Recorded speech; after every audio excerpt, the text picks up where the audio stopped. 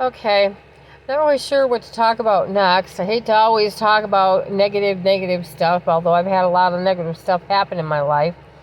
Part of me wanted to start at the beginning, but that's kind of negative. And so maybe I'll talk about when Josh was born a little bit.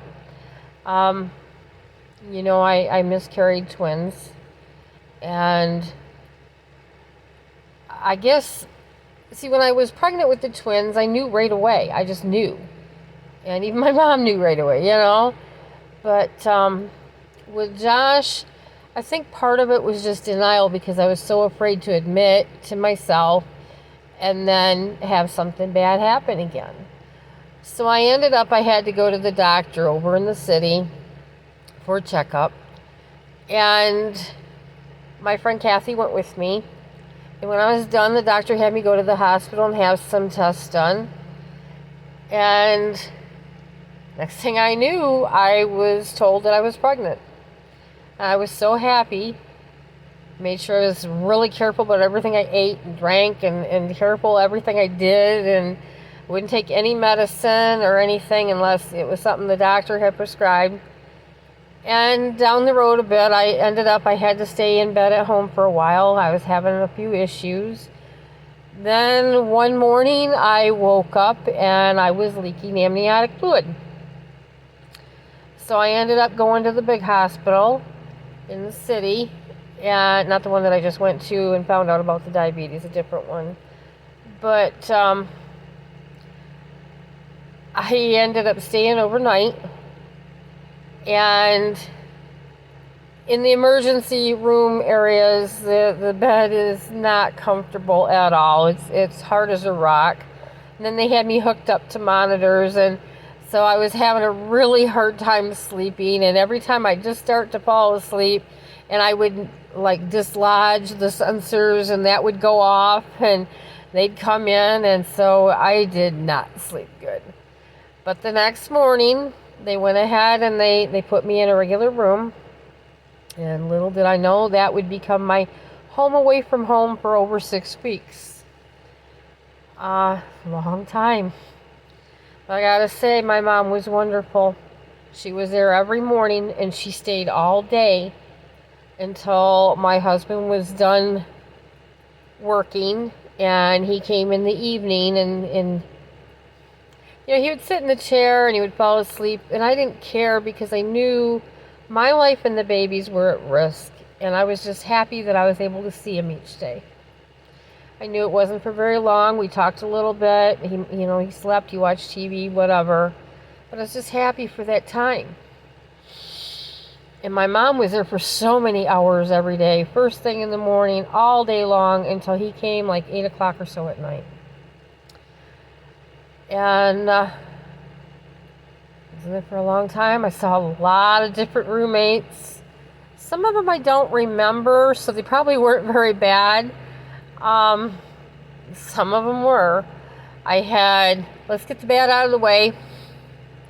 I had one that they put her in my room and they said that she had fallen and hit her head. Well, here I am doing my thing and watching TV and whatnot. I could get up and use the bathroom, but that was it. I was basically on bed rest. But anyway, all of a sudden I heard this noise and I looked over, and my roommate was projectile vomiting all over the room. And it wasn't bad enough she did it in one direction. She was like twisting and turning on her bed. So every time she turned, it flew in another direction, and it was everywhere. I remember calling the nurses to let them know she needed help.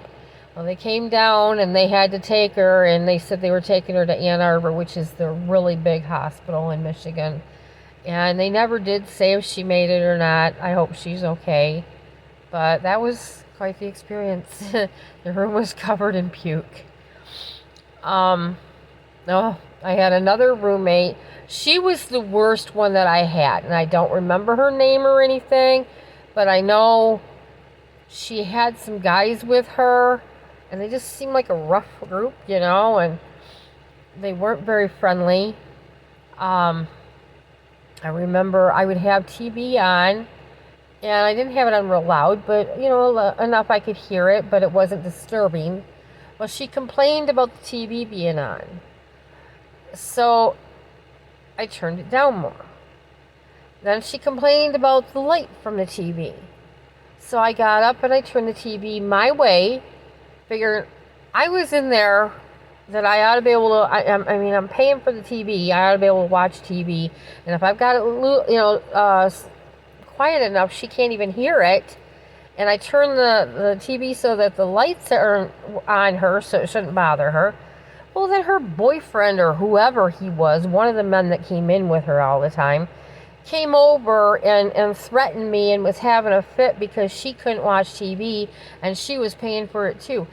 Excuse me, you were complaining about the noise, you were complaining about the lights. I was just trying to help.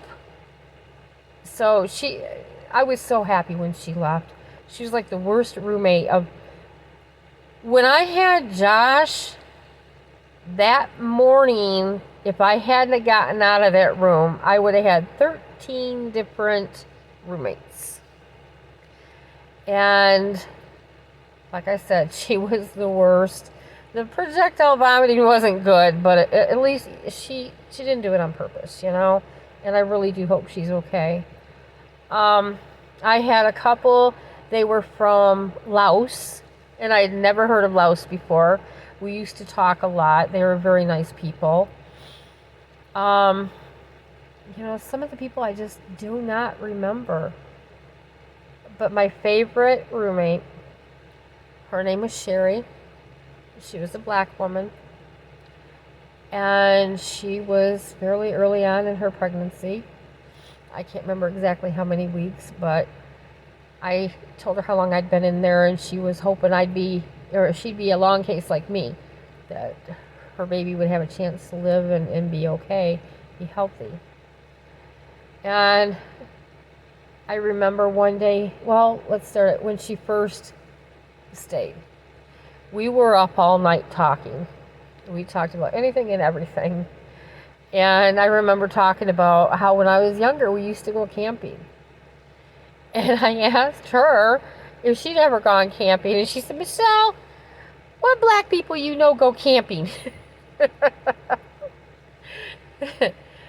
We really were. We could have been good friends, great friends, really. I miss her. I often think about her. But one day she got up to use the bathroom. And she slid the door shut.